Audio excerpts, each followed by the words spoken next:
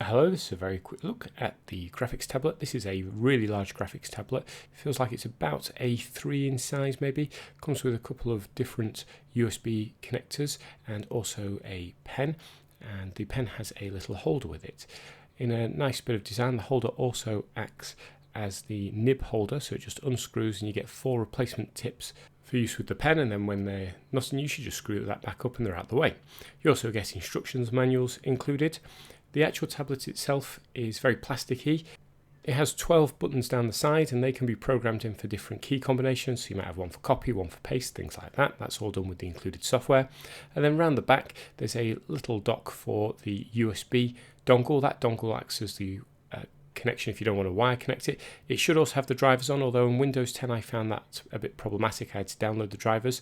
The pen itself feels quite nice in the hand, comes with a little tip, and it is pressure sensitive, so you press down harder if you want maybe a thicker brush paint, for example. And you get the little pen holder that I showed you earlier. Looks very nice, just sits there. So you are going to need quite a bit of desk space for this because it is quite a large graphics tablet, and it's certainly not the kind that you're going to be bobbing into your bag to take around with you or using on the train, because it's very, very large.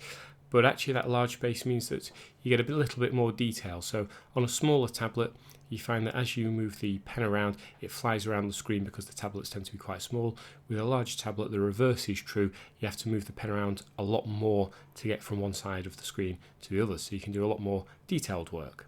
The software package you can see being used in the background is called Fresh Paint. That's included with Windows 10 and it works straight away. There was nothing else to install after you'd installed the drivers.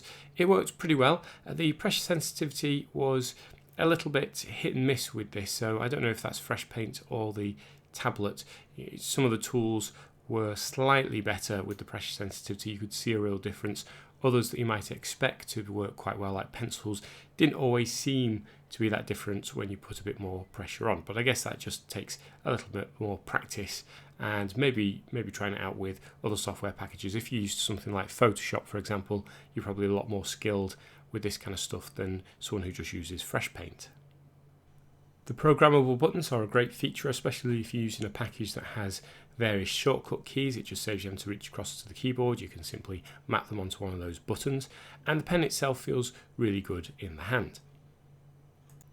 The only problem to note was the Windows 10 installation. When I popped the USB stick into my laptop, it came up saying that the drive was corrupt and needed repairing, and once it was repaired, the drivers actually weren't present on the stick anymore. But that's not too much of a problem because they are downloadable straight from the manufacturer's website. They were very easy to find, downloaded very quickly, installed and up and running in a matter of maybe 5 minutes or so. So just be aware of that. I don't know if that was a one-off or whether that's a Windows 10 thing.